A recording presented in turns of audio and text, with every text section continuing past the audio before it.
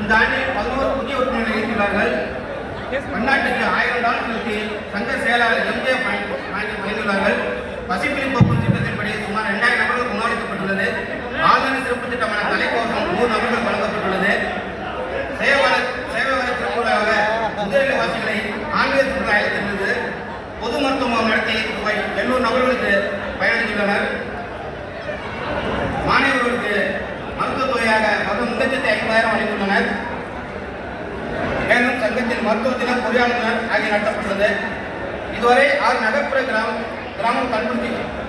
கண் சிகிச்சையாகவும் ஒரு கிராமப்புற கண் சிகிச்சையும் நடத்தி 4000 நபர்கள் பரிசோதிக்கப்பட்டு 1812 நபர்கள் அறுவை சிகிச்சைக்கு தேர்ந்தெடுக்கப்பட்டுள்ளார்கள்.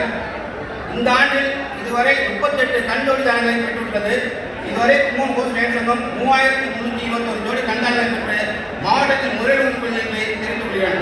மேலும் கும்பகோணம் கோஸ்ட் லைன் சங்கம் இந்த ஆண்டு சேவையில் 2000 நிர்வாகத்தில் 4000 இருக்கிறார்கள் என்பதை மகிழ்ச்சியுடன் தெரிவித்துள்ளார். நன்றி, வணக்கம். வட்டாரம் 5A ஆற்றல் மிகு வட்டார தலைவர் எஸ் ரமேஷ்குமார்.